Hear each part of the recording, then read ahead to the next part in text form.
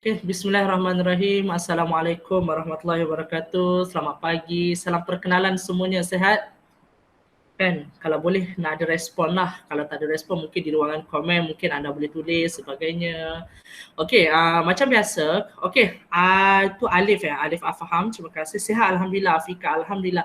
Baiklah, sebelum saya nak meneroka dengan lebih mendalam lagi tentang topik hari ini, iaitu topik kedua, kita, besarlah harapan saya orang kata, biasalah paling kebiasaannya kalau awak dengar kan, tak kenal maka tak cinta kan. Saya tambah sikit kat belakang tu. Bila tak kenal maka tak cinta, bila dah kenal ni kan, habis kita nak bercerita semua, pumpang nak cakap sebab kita dah kenal, betul tak? Okey, izinkan saya untuk berkenalan dengan awak semua boleh? Boleh tak? Boleh ya?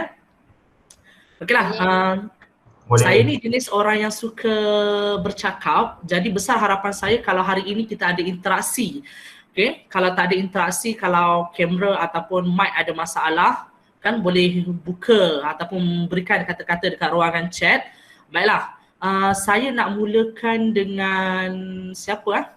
Aina Mardiah, mungkin boleh perkenalkan. Okay, perkenalan kita cukup ringkas, nak kena panggil apa, daripada sekolah mana dan juga sekarang di tingkatan berapa. Itu sahaja. Silakan. Saya mulakan dengan Aina Mardiah. Okay. Assalamualaikum warahmatullahi wabarakatuh. Nama saya Aina Mardiah binti Anwar daripada Sekolah Agama Menengah Tinggi Sultan Salahuddin Abdul Aziz Shah, sampai 38 lah. Boleh panggil Aina dan sekarang saya berada di tingkatan 4. Okay, Umi Maisara, panggil Umi. Thank you Umi, berkenalan. Mungkin tak apa, komen dekat ruangan chat pun mungkin saya, okay, daripada Tun Rahas sendiri, anak murid Cikgu Hasnan. Okey, selain daripada tu ada lagi yang nak berkenalan. Terima kasih Cikgu Hasnan. Maaf, biasanya line saya ni biasalah bila berada di hulu sana kan, belah-belah pantai, atas dekat Sungai Lang ni susah sikit. Alif Afham, daripada mana Alif? Assalamualaikum, saya Muhammad Arifan Biasaruddin dari Sekolah Menengah SMK Sungai Besar. Boleh panggil saya nama Alif dan saya sudah berada di tingkatan 4. Tingkatan 4. Okey, anak Cikgu Muiz dan juga Cikgu Huda. Faiz Azizi.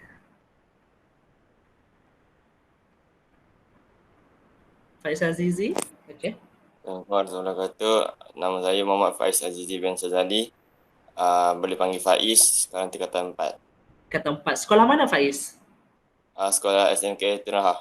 SMK Tun Rahah, tingkatan 4. Mesti mereka kenalkan Naufal yang masuk SBPI ni. Betul tak? Kenal tak Naufal Faiz? Kenal? Naufal yang kurus tu. Kan. Syamin Elisha. Syamin Elisha dekat ruangan komen. Oh, tu Cikgu Huda. Assalamualaikum Cikgu Huda, Kak Huda. Okay. Afika daripada sekolah mana Afika?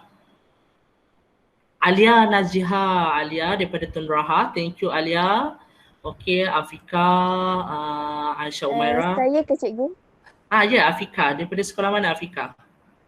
Nama saya Nurul Afika binti Abdul Sani, panggil Afika. Daripada SAM Muhammadiyah ataupun SAM 1, saya tingkatan 5.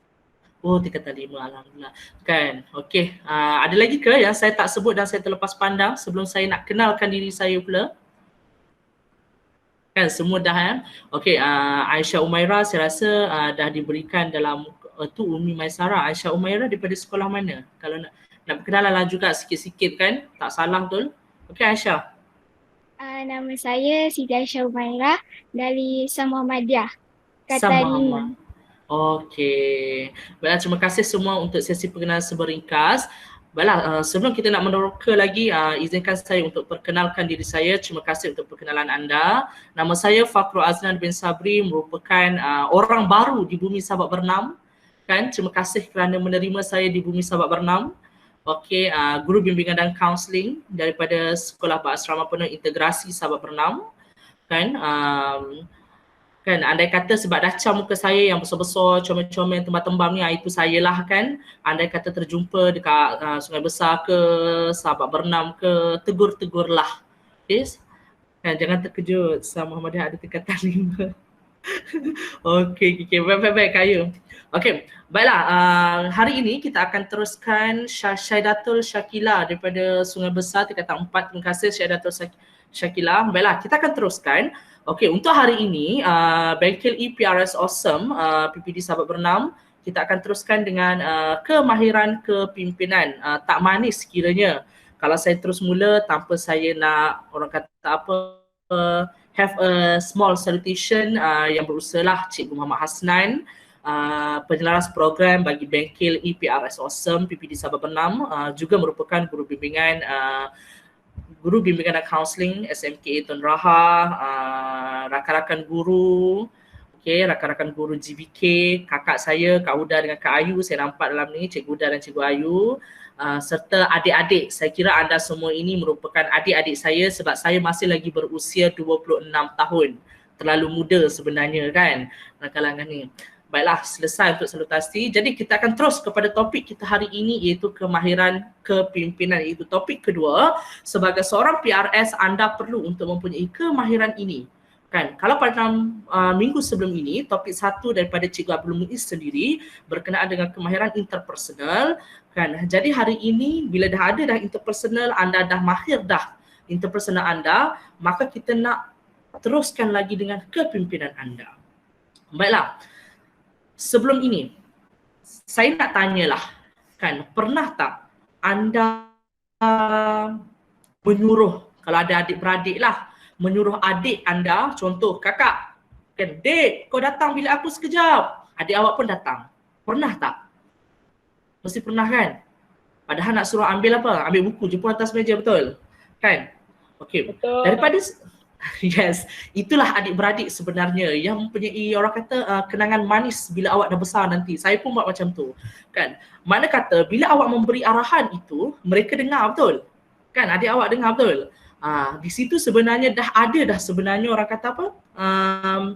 Ciri kecil. Sebenarnya awak ada pengaruh dekat situ untuk panggil adik awak dan adik awak datang serta ikut. Okey? Kan? Itu contoh yang pertama. Contoh yang lagi mudah, bila awak berada dalam suasana sekolah, bila dah berada di tingkatan 4 dan tingkatan 5, saya sangat percaya anda semua ini merupakan orang yang dah memang ada jawatan selain PRS lah. Mungkin paling common anda merupakan ketua ataupun penolong ketua kelas. Betul ke tak? Kan? Betul. Yes. Bila ketua dan penolong ketua kelas, di situ sebenarnya menunjukkan diri anda itu seorang pemimpin sebenarnya. Okey?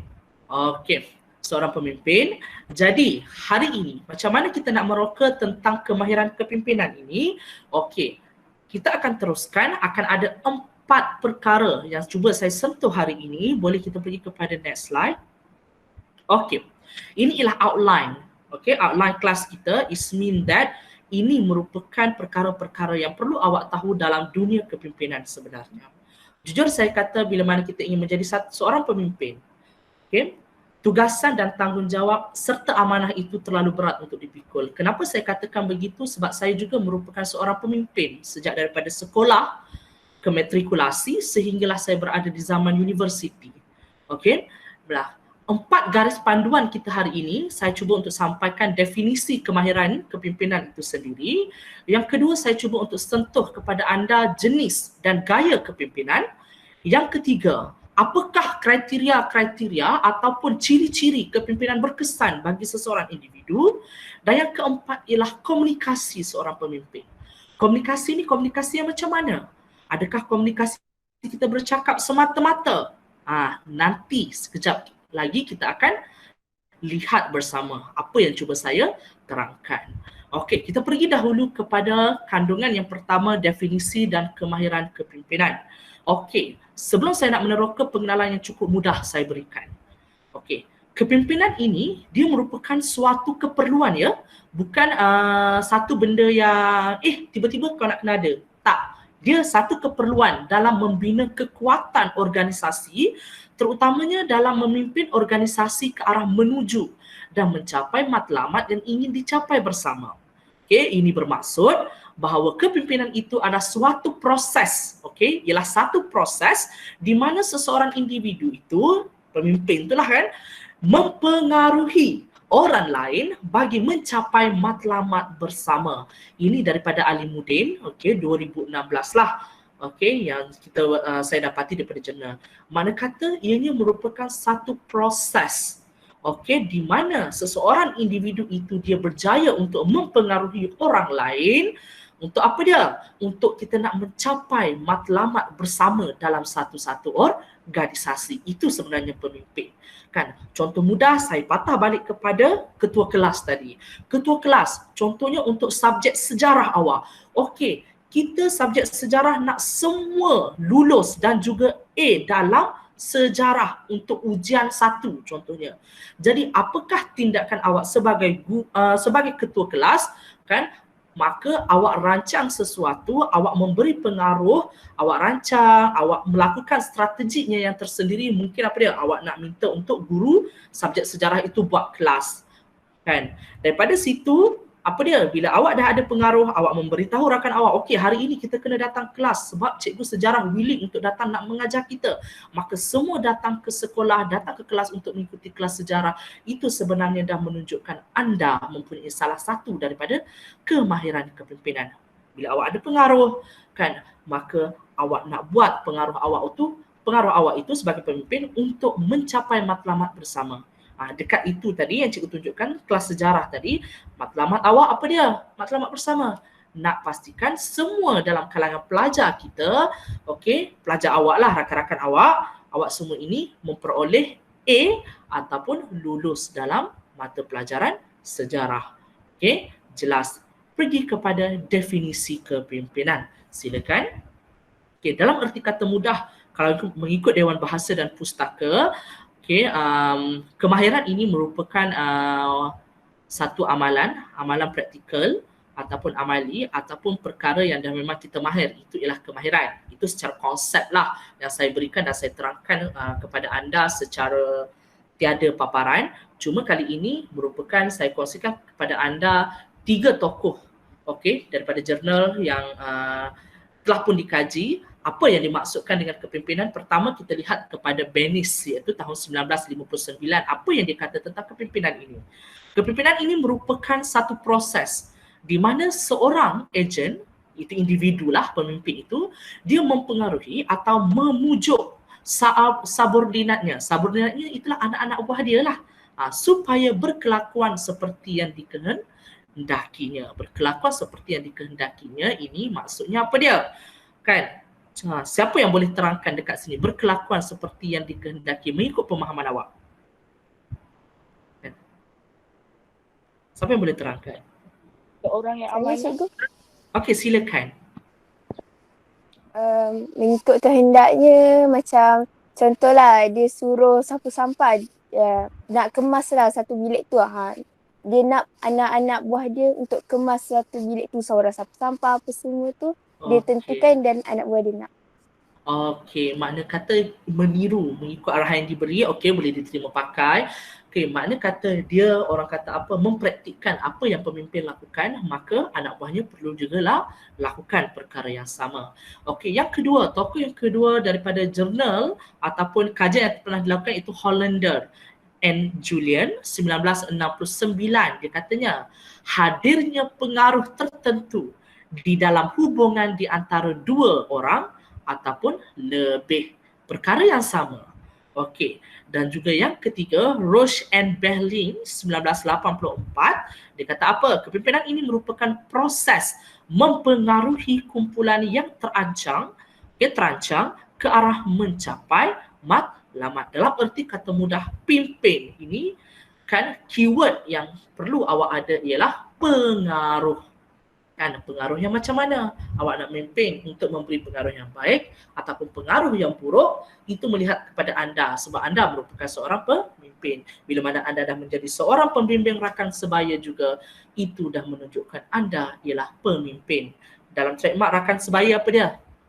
Bantu diri untuk bantu orang lain. Mungkin dalam kemahiran kepimpinan anda boleh amalkan apa dia? Pimpin dahulu diri kita, barulah kita boleh untuk memimpin orang lain. Nampak tak dekat situ?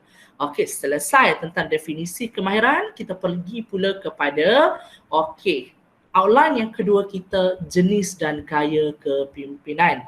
Okey, gaya kepimpinan dekat sini kan, bila cikgu gariskan, bila saya gariskan kembali, saya teringat balik masa matrik dulu.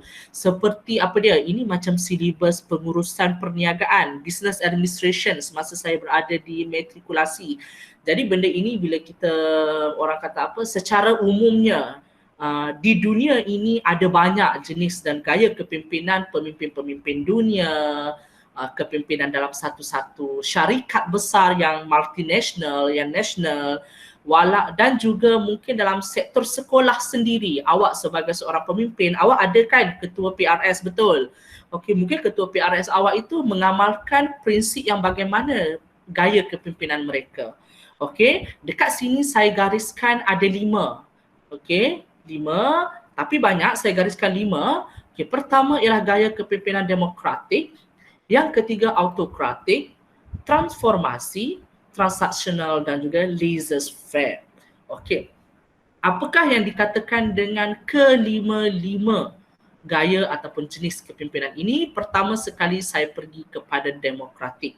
Okey, demokratik ini merupakan gaya demokrasi, mencari kerjasama dan permuafakatan.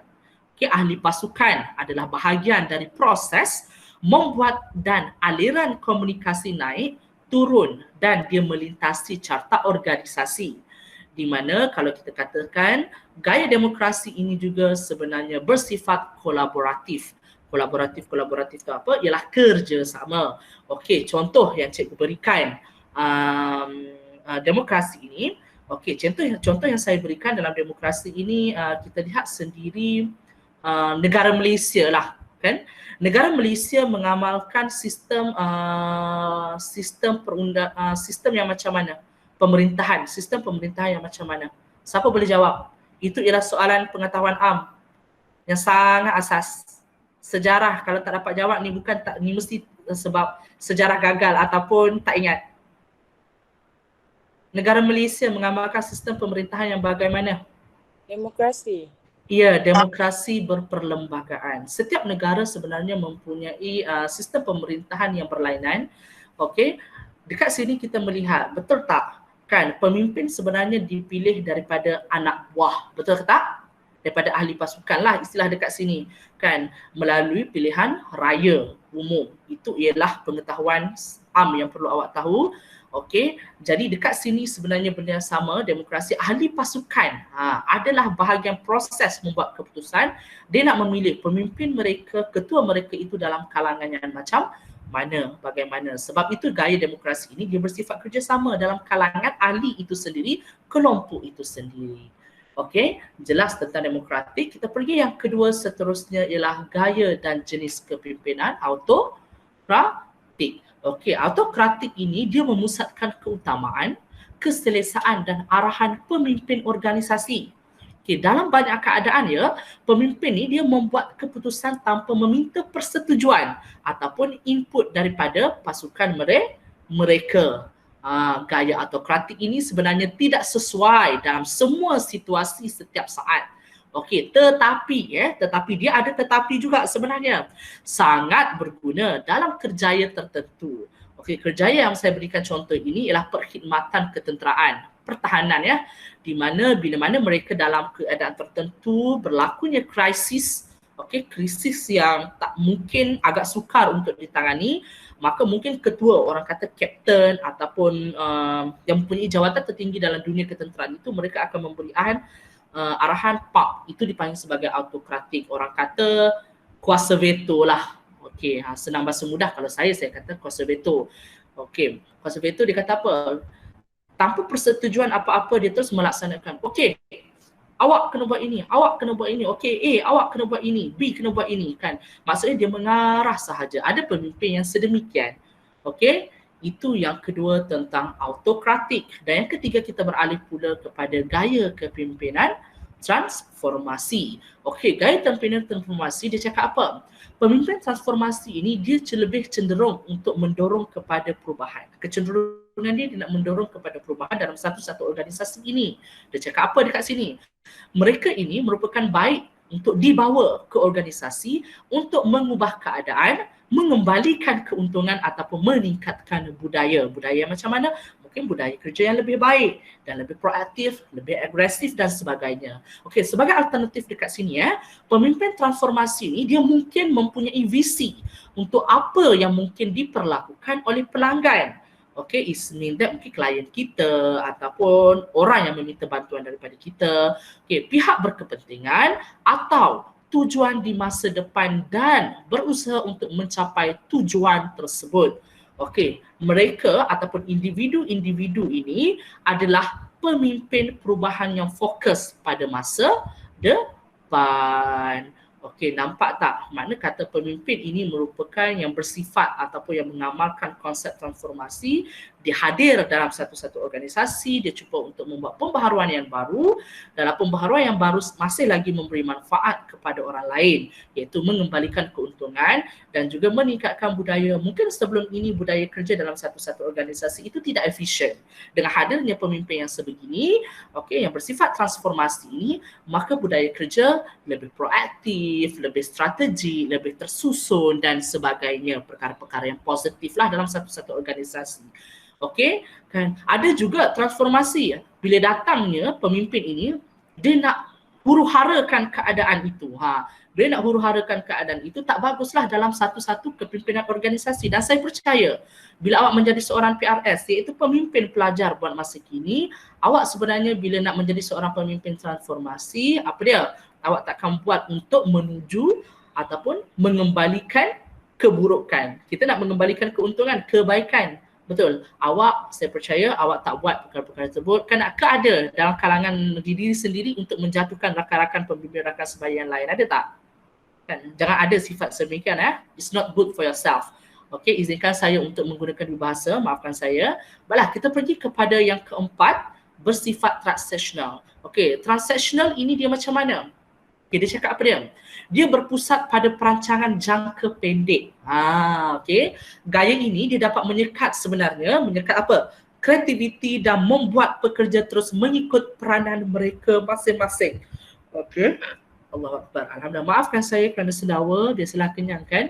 Okey, pemimpin ini jenis meneruskan agenda yang segera, mereka prihatin dalam menyelesaikan tugas dan melakukan apa yang mereka kata di mana kepimpinan ini sebenarnya kurang berminat untuk mengubah sesuatu dan dia lebih fokus untuk memastikan orang melakukan tugas tertentu yang telah mereka lakukan. Makna kata dekat sini perancangan jangka pendek itu satu. Transaksional ini contohnya orang itu bila diberikan satu-satu pekerjaan mereka tidak meneroka kepada bahagian lain.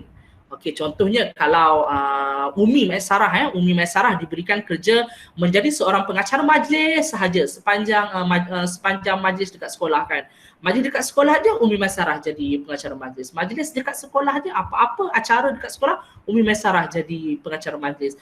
Makna kata Umi Maisarah ni sebenarnya dia seorang yang nak teroka pelbagai lagi cabang tugas lain.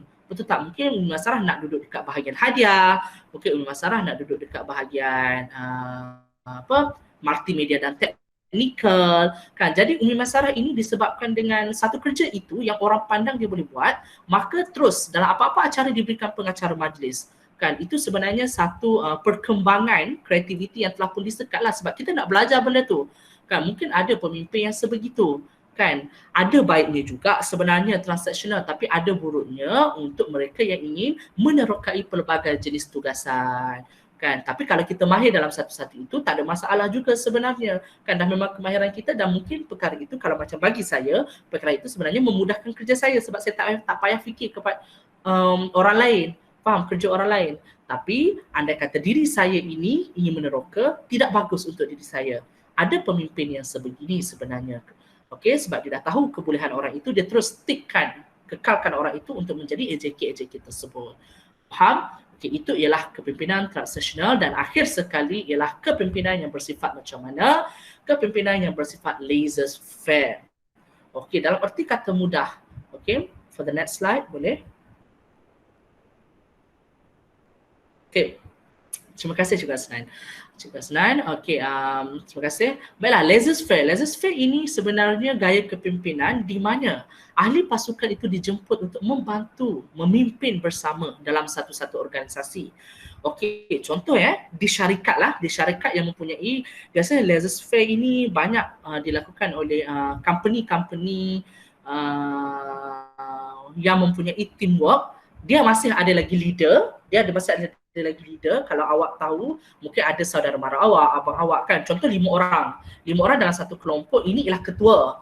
Tapi ketua ini dia seperti memberi juga ruang kepada anak-anak buah untuk menyumbang idea, menyumbang pandangan, menyumbang tenaga, sama-sama membantu ketua. Mana kata kelima-lima ini akan dapat nama, takkan seorang je.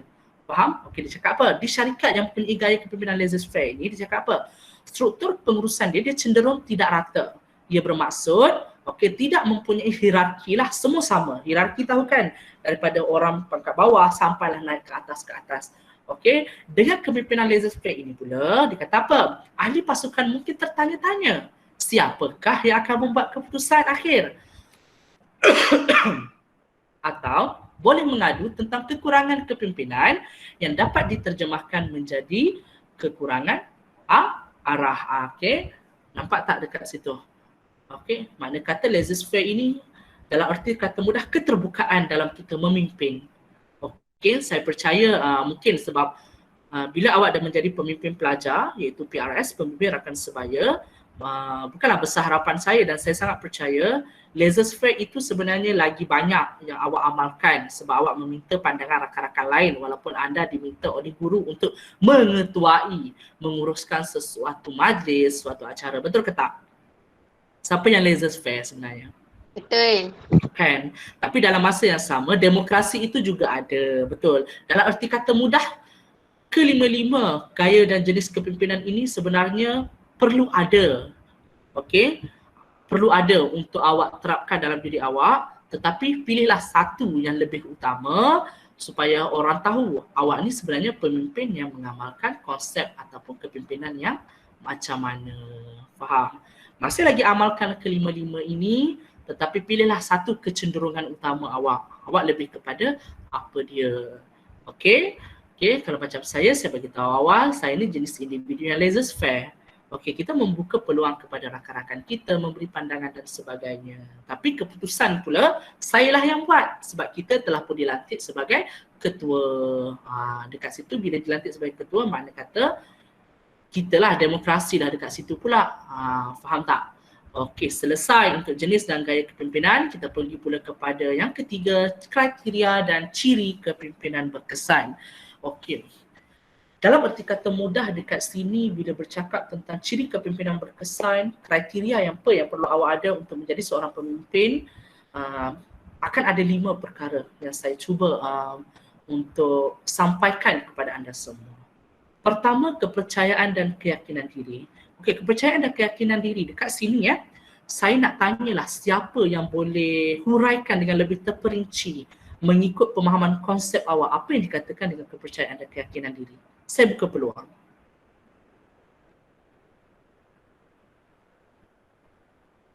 Ada sesiapa?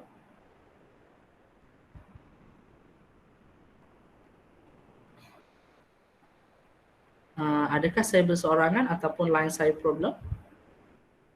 Tak ada sesiapa nak bercakap ataupun memberi pandangan mereka tentang kepercayaan dan keyakinan? Saya, cikgu. Silakan Afiqah. Apa yang Afiqah boleh katakan dengan kepercayaan dan keyakinan?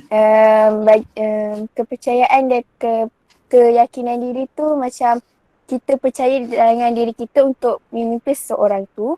Lepas tu yakin dengan diri kita tu macam contohlah kita nak pimpin seorang yang bukan rapat dengan kita, maksudnya bukan geng kita. Maksudnya kita berani untuk bercakap dengan orang, tegur, jangan buat macam ni. Padahal tu bukan kawan rapat kita, macam tu. Terima kasih kan tahniah untuk diri sendiri kerana berani. Itu sebenarnya dalam diri Afiqah dah sebenarnya menunjukkan keyakinan diri Afiqah. Kepercayaan dan keyakinan dekat sini lebih kurang seperti yang Afiqah beritahu dan kongsikan kepada kita semua tadi. Kepercayaan dan keyakinan dekat sini sebenarnya menunjukkan bahawa dalam setiap diri seorang pemimpin, benda pertama awak perlu tahu bila kita telah pun dilantik Okey, biasanya dalam kalangan pelajar sekolah ini senang je kan. Dia takkan willing nak jadi pemimpin kan. Biasanya guru-guru yang akan petik, betul. Okey, kakak, abang kena jadi ketua ini, kakak kena jadi penolong ini, kakak kena jadi setiausaha, abang kena jadi bendahari dan sebagainya, betul.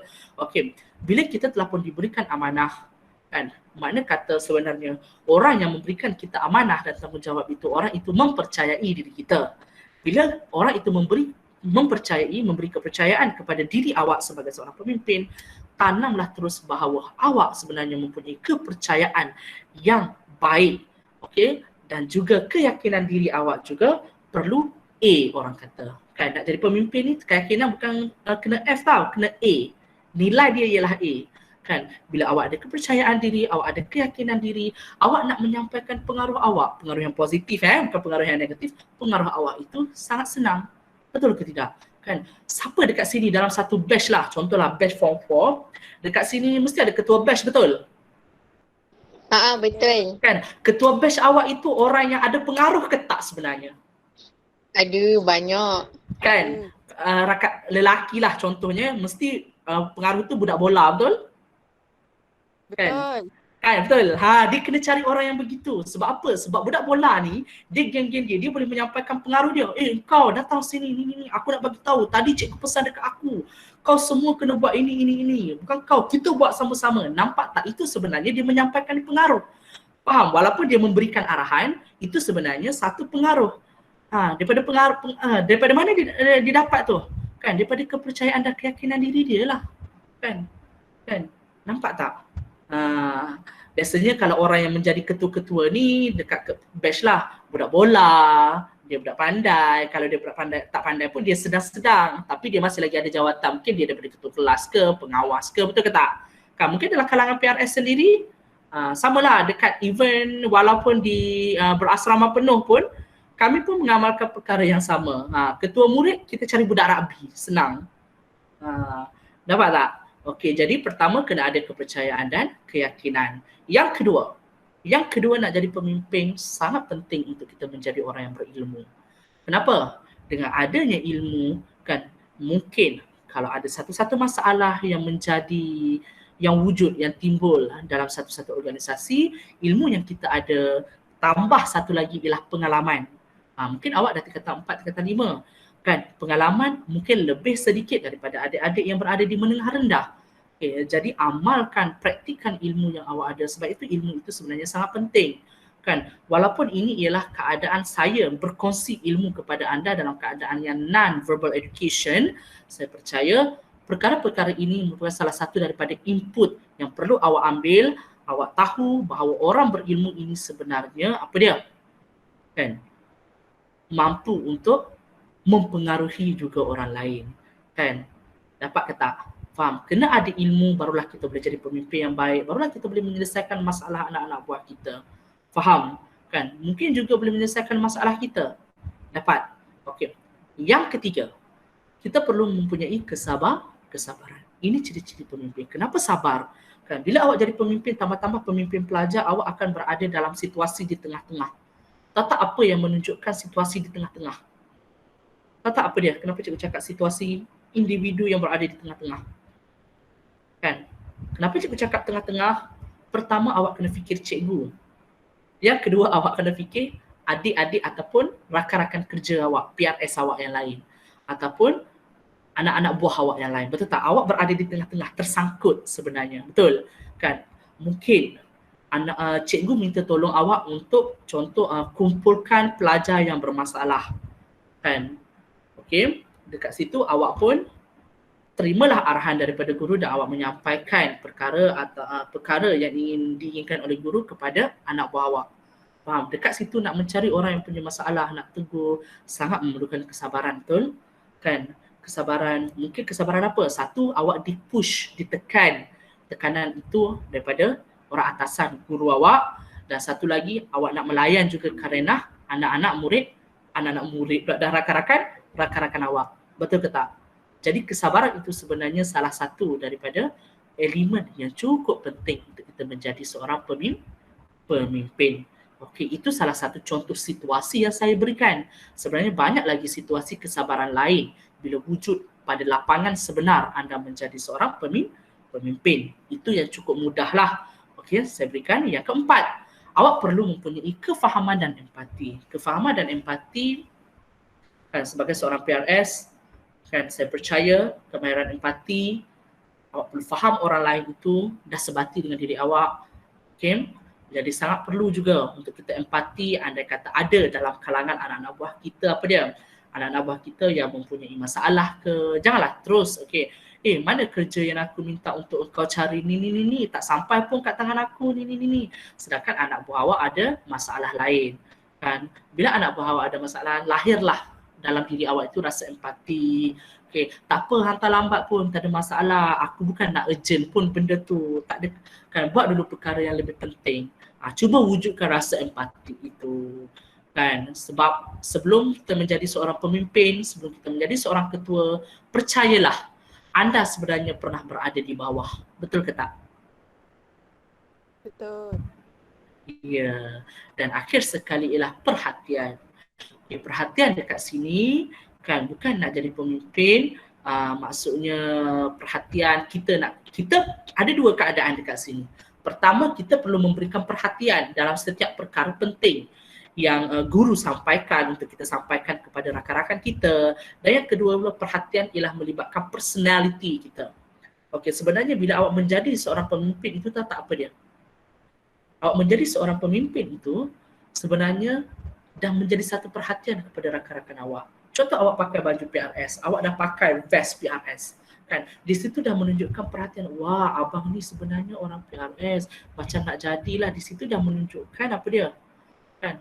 Awak dah tertumpu sebagai seorang pemimpin pelajar. Dalam kita menjadi seorang pemimpin, kita ada apa dia? Satu personality diri yang menggambarkan kita ni seorang pemimpin. Kan? Kena kemas, kenapa? Kalau lelaki, rambut itu bagi kemas. Kalau perempuan, tudung itu bagi kemas. Pakaian kita daripada situ. Itu menunjukkan perhatian yang kita peroleh daripada personality diri kita. Okay, abang ni, ni. Faham? Dapat? Jelas? Ada apa persoalan sebelum saya nak teruskan kepada yang keempat? Dah ada 3 dah saya dah sampaikan. Pertama tentang definisi kemahiran kepimpinan. Yang kedua, jenis dan gaya. Yang ketiga, kriteria serta ciri kepimpinan. Okey, tak ada soalan. Maka saya akan teruskan. Tak ada soalan tadi kan? Ke ada? Tak ada. Okey, tak ada. Maka saya akan teruskan kepada yang keempat, terakhir sekali ialah komunikasi seorang pemimpin. Okey, bila bercakap soal komunikasi, jujur saya cakap, modul komunikasi ini sebenarnya dah ada kan pada tahap muda ke tahap muda kan, betul? Okey. Dalam kita berkomunikasi, sebenarnya komunikasi bukan semata-mata saya bercakap popek, awak pun bercakap popek, tak. Sebenarnya komunikasi ini dia hadir dalam beberapa keadaan. Ada komunikasi secara bentuk tubuh pun dah ada dah. Komunikasi dari segi pandangan pun dah ada dah. Macam contohlah, kan dalam kelas cukup mudah, kan. Member tak siap kerja sekolah, awak pun tak siap kerja sekolah, member A je siap kerja sekolah. Awak pun bagi hin mata. Kau dah siap belum kerja sekolah? Lepas tu buat muka. Lepas tu mulalah nak ambil kawan, tiru, betul tak? Kan? Itu merupakan salah satu daripada bentuk komunikasi. Itu contoh cukup mudah lah. Jadi kita nak menjadi seorang pemimpin juga, komunikasi seorang pemimpin juga awak perlu ada. Dekat sini saya gariskan ada 5. Apa dia? Awak perlu mempunyai bahasa tubuh yang baik. Kan? Selain daripada itu, memberi inspirasi melalui idea awak. Kan, awak kena mengiktiraf, appreciate orang lain, percaya diri ketika berbicara. Ini sangat pentinglah, percaya diri kepada orang lain, dan keteguhan kepimpinan awak itu kena solid, teguh, betul-betul teguh, supaya orang yakin kita ni sebenarnya pemimpin yang baik untuk mempengaruhi orang lain bagi kita nak mencapai matlamat kepimpinan itu sendiri. Baiklah, kita terus pertama sekali pergi kepada bahasa tubuh yang baik. Apa yang dikatakan dengan bahasa tubuh yang baik? Silakan Cikgu Hasnan, for the next slide. Okey, terima kasih. Maaf. Bahasa tubuh yang baik. Apa yang dikatakan dengan bahasa tubuh yang baik? Dekat sini sebenarnya apa dia tahu? Menjadi seorang pemimpin, berdasarkan kajian yang saya baca dan saya kongsikan dengan anda semua, sebenarnya dapatanlah yang diperoleh, kata apa? 97% dari semua komunikasi adalah bahasa non-verbal kita. kan. Menjadi seorang pemimpin 97% daripada semua komunikasi adalah bahasa non-verbal. Okey, contoh komunikasi yang bahasa tubuh senang je kan. Kalau dulu-dululah, sekarang musim Covid kita tak boleh nak buat benda ni kan. Senyum mungkin boleh. Senyum, menjadi seorang pemimpin kena sentiasa senyum, beri salam, Assalamualaikum. Tu dah bercakap lah. Dan senyum. Senyum itu menggambarkan oh orang ini manis, bagusnya menjadi pemimpin kan. Pandangan mata awak kan. It means that tingkah laku bahasa tubuh kita itu sudah menggambarkan diri kita menjadi seorang pemimpin yang baik. Kalau dulu kita boleh berjabat tangan kan. Berjabat tangan nak jadi pemimpin. Bukan berjabat tangan saja-saja. Kita berjabat tangan. Pak, tegas macam gini. Faham tak? Maksudnya berjabat tangan tak adalah berjabat tangan Ayu macam gini. Tak. Kita berjabat tangan tegas. Pak, okay, saya Aznan daripada Malaysia. Contoh kalau kita pergi conference dekat mana-mana negara luar. Kan, itu menunjuk credibility kita sebagai seorang pemimpin. Okey, dan akhir sekali kenapa semua itu bahasa tubuh itu kita perlu kan, sebab untuk kita nak membina personality diri yang baik. Okey, personality diri yang baik. Okey, dan yang kedua, okey, menjadi seorang pemimpin, okey, komunikasi juga kita memberi inspirasi melalui idea yang kita ada. Okey, idea dekat sini sebab kita kan dah ada banyak ilmu kan. Tak adalah banyak ilmu, mungkin ilmu yang kita ada itu kita berkongsi dengan rakan-rakan lain. Pengalaman yang kita ada kita berkongsi dengan junior-junior, adik-adik, anak-anak buah kita kan. Awak boleh berkongsi idea bersama kan. Bila awak berkongsi idea bersama di situ dia akan buat apa? Dia akan menyarankan bersama-sama untuk mengembangkan idea antara ahli. Faham? Dekat situ mungkin awak menyumbangkan idea awak, daripada situ ahli dah dapat tahu dah. Okey, bos, okey, kakak, abang, kalau kakak abang rancangkan tadi, apa kata kita tambah lagi dengan aktiviti-aktiviti sebegini, kita tambah lagi dengan modul-modul sebegini. Nampak tak, daripada satu je point awak berikan kan, awak kongsikan dengan rakan-rakan lain kan, anak-anak buah lain, adik-adik awak yang lain, apa dia? Dekat situ sebenarnya kita dah boleh melihat perkembangan mereka menyumbangkan idea sesama ahli. Dekat situ untuk buat apa? Sebenarnya untuk kita membina kepercayaan dalam satu-satu kepimpinan organisasi. Dapat ke tak? Itu yang kedua lah. Yang ketiga, apa dia? Okay, next slide.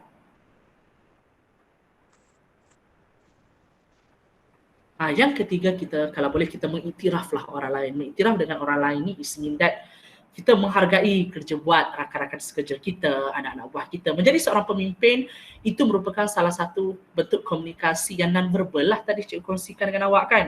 Kan tak semata-mata kita ni kan kita mengiktiraf rakan kerja kita kerana apa? Untuk dihargai, supaya mereka sentiasa dihargai. Ucap terima kasih pun sebenarnya dah menjadi nilai cukup besar buat anak-anak buah kita, buat adik-adik kita kan. Okey, contoh Abu, terima kasih kerana berjaya siapkan kerja, tahniah, anda merupakan PRS yang hebat. Angkat tangan tak macam ni. Sebenarnya bila adik-adik awak, anak-anak buah awak terima ucapan terima kasih, awak sebagai kakak dan abang yang lebih senior, mungkin ada jawatan dalam kepimpinan awak, mereka sebenarnya akan rasa sangat dihargai.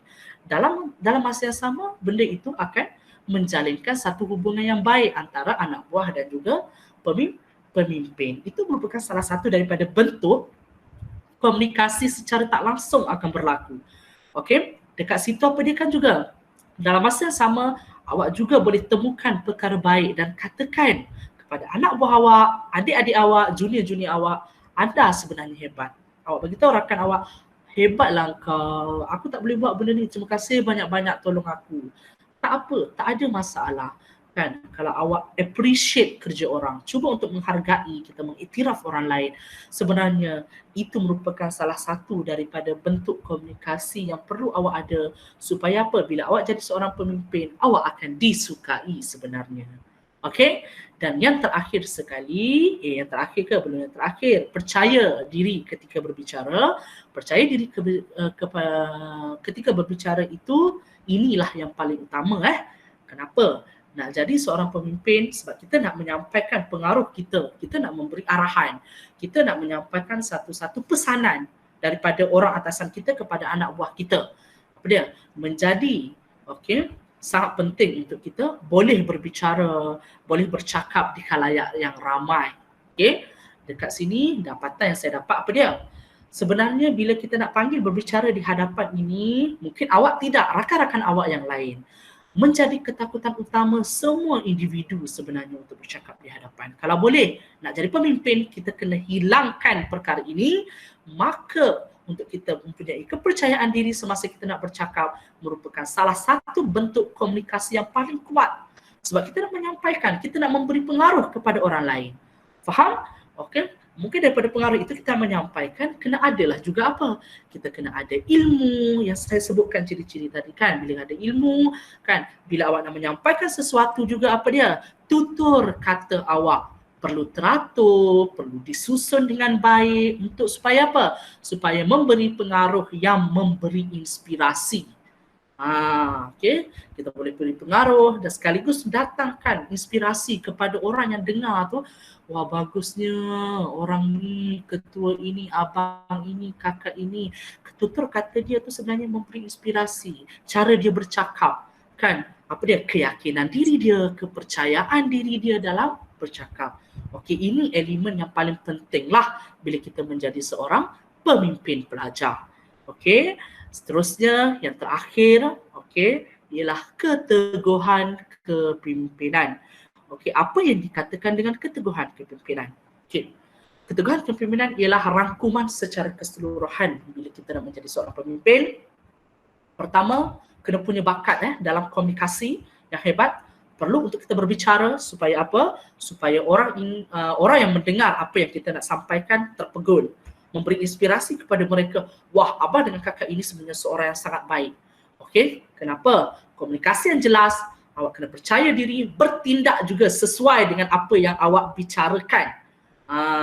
Kenapa cikgu cakap paling tekankan dekat sini? Bertindak sesuai dengan apa yang dibicarakan. Sekarang ini sangat banyak pemimpin-pemimpin, sama tak kira lah dekat mana-mana. Kalau contoh cukup mudah kalau saya ambil dalam kalangan awak, di peringkat dan ruangan sekolah, kadang-kadang pemimpin, ketua itu sendiri, pernah dengar tak istilah cakap tak serupa bikin? Pernah dengar tak? Dengar. Yes. Elakkan menjadi individu yang sedemikian. Elakkan menjadi seorang individu yang sedemikian. Kerana apa? Bila mana awak menjadi seorang individu yang sebenarnya, percayalah cakap saya, apa dia? Nilai kepimpinan dalam diri awak itu tak dipandang tinggi pun sebenarnya oleh anak buah awak. Sebab apa? Awak hanya reti bercakap tetapi sebenarnya awak tak buat. Jadi pemimpin, sama-samalah kita buat dengan anak-anak buah kita. Kalau boleh turun padang bersama. Okay? Di situ, bila kita dah ada dekat sini, dia sebenarnya mempunyai keteguhan kepimpinan kita. Faham? Keteguhan kepimpinan kita, samalah kriteria, ciri-ciri yang saya kongsikan, apa yang perlu ada. Faham? Okay, itu menggambarkan sebenarnya keteguhan kepimpinan kita. Benda yang baik untuk pembangunan diri kita menjadi seorang pembangunan diri dekat bahasa mudahnya self development. Self development untuk menjadi seorang pemimpin yang baik bukan mudah sebenarnya. Perlu ada lagi nilai dan ciri-ciri yang tersendiri. Maka saya kongsikan tadi ada 5 ciri. Andai kata awak boleh amalkan dalam dunia kepimpinan awak, besarlah harapan saya, banggalah saya menjadi seorang yang menyampaikan perkongsian pada hari ini. Okey, dekat sini saya ada gariskan 2 slide terakhir saya untuk saya berkongsi. Di sini memang saya sentiasa juga berkongsi dengan anak-anak PRS saya di SPP.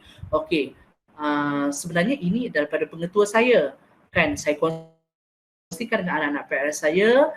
Jadi saya kongsikan dengan anak-anak PRS PPD Sabak Bernam. Okey, sebenarnya dalam kita menjadi seorang pemimpin pelajar, elemen 3T ini sangat penting. Apa itu elemen 3T? Trust, tolerance dan juga team. Apa itu trust? Kepercayaan. Boleh dipercayai dan mempercayai. Awak orang yang boleh dipercayai dan awak kena mempercayai anak buah awak kerja buat macam mana. Okey? Faham? Okey. Yang kedua, sama-samalah kita bertolak ansur. Okey? Sebab kita menjadi pemimpin, kadang-kadang tak semuanya apa yang kita buat itu orang suka, maka terimalah pandangan orang lain, kan? Bertolak ansurlah dalam melakukan kerja, memberikan sumbangan idea, tenaga dan sebagainya. Daripada situ kita dapat membina pasukan kerja yang kuat dan utuh untuk kita mencapai matlamat organisasi kepimpinan kita. Boleh faham? Okey, konklusi dia itu dan yang akhir sekali. Okey, daripada saya, okey, ini apa yang saya amalkan sejak daripada sekolah. Okay, sebab saya dulu sekolah pun saya merupakan pemimpin rakan sebaya. Bila masa saya masuk matrik, saya juga merupakan seorang pemimpin pelajar. Dan bila saya masuk ke universiti, saya juga seorang pemimpin pelajar sehinggalah sekarang diamanahkan menjadi seorang guru. Perkara ini, sikap yang perlu awak ada untuk menjadi seorang pemimpin, 3 benda. Pertama, amanah telah pun diberikan kepada kita. Bila amanah telah pun diberikan kepada kita, jalankan amanah tersebut dengan penuh tanggungjawab. Dengan penuh tanggungjawab. Tanggungjawab sangat penting. Okey? Sebab kita telah pun diberikan amanah tersebut. Bila awak nak kena jalankan dengan penuh tanggungjawab, tanggungjawab itu pula dilaksanakan dengan penuh komitmen diri awak dalam melakukan kerja. Supaya apa? Supaya kita menjadi seorang pemimpin yang baik, pemimpin yang boleh dijadikan contoh kepada orang lain. InsyaAllah kita akan berjaya pada masa akan datang. Okey, ada apa-apa soalan untuk ditanyakan kepada saya sebelum saya akhiri semuanya? Okey, saya kira itu sahaja daripada saya. Sekian, terima kasih. Assalamualaikum. Ada apa-apa? Tak ada. Tak ada. Okey, terima kasih diucapkan kepada Cikgu Aznan di atas perkongsian untuk kelas kita pada hari ini. Kalau ada sebarang soalan boleh dimaklumkan ataupun boleh tanya sekarang sebelum kita tamat, sebab saya ada sedikit makluman untuk ditanya kepada anda semua, untuk dimaklumkan kepada anda semua sebelum kita tamatkan kelas kita pada hari ini. Okey? So tak ada setakat ni? Okey, so bila tak ada, maknanya saya nak ucapkan tahniah kepada anda semua kerana berjaya dan juga selesai menghadiri topik kedua untuk tahap sulung. Okey, so anda berbaki lagi 3 topik sebelum anda layak untuk ditauliahkan sebagai PRS tahap sulung lah. Okey, jadi perkara pertama yang anda kena laksanakan, boleh bawa ke Bestari ni, pemimpin-pemimpin cemerlang. InsyaAllah kalau diorang layak lah, macam tu. Okay, so apa yang akan anda perlu lakukan selepas ini adalah kita dah buka laporan latihan. So habis kelas ni kalau anda tak ada masalah, spend sikit masa untuk lengkapkan dan laksanakan laporan latihan. Okay, untuk laporan latihan topik 2, saya nak ulang balik semula tentang perkara-perkara yang mesti anda ambil perhatian. Dan saya yakin ramai daripada anda yang berjaya buat laporan latihan tu dengan baiklah. Cuma saya nak tegur beberapa perkara, terutamanya yang melibatkan tentang ruangan ringkasan. Okey, untuk makluman, bila kita minta anda semua buat ringkasan tu, bermaksud anda perlu nyatakan dalam ruangan ringkasan tu apa yang anda sedang buat hari ini. Maksudnya begini, bila kamu buat laporan latihan tu di ruangan ringkasan, tulislah apa yang kamu sedang buat. Contohnya, hari ini saya mengikuti kelas online bersama dengan Cikgu Aznan untuk tajuk apa? Tajuk kemahiran kepimpinan. Okey, daripada kelas ini saya pelajari apa dia perkara-perkara, poin-poin yang Cikgu Aznan nak cerita tadi kan ada banyak kan. Cubalah highlight 2-3. Kepimpinan ada 4, iaitu yang ini 1, 2, 3, 4. Kepimpinan yang nombor 1 apa dia, kedua apa dia, 3 apa dia, 4 apa dia. Lepas tu huraikanlah sikit-sikit. Jangan terlampau ringkas dan jangan terlampau panjang. Buat sederhana. Okey, dan sebab nama pun ringkasan.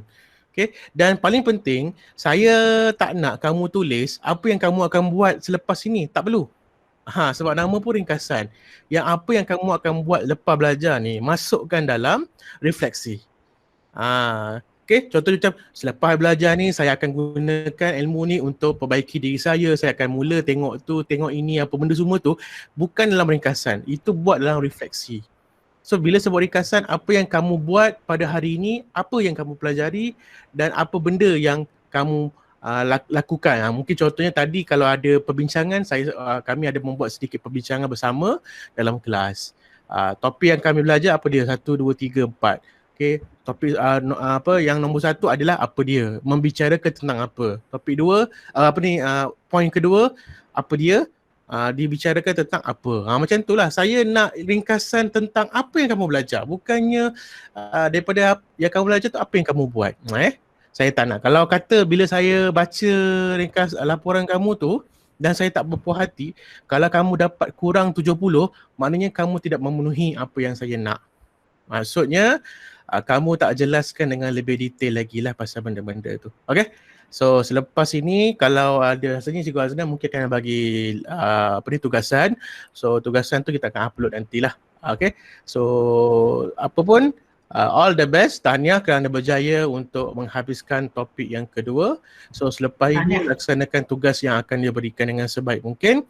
Dan jangan lupa projek projek tolong mula untuk jalankan, dan insya-Allah kita akan, pihak penganjur akan membuka borang pendaftaran pertandingan untuk projek terbaik dalam sedikit masa lagi. Jadi anda pastikan projek video tu dah pun berjalan, jangan tak jalan lagi, ataupun masih lagi nama tajuk video pun tak ada lagi. Jangan macam tu ya, dah minggu ke berapa ni.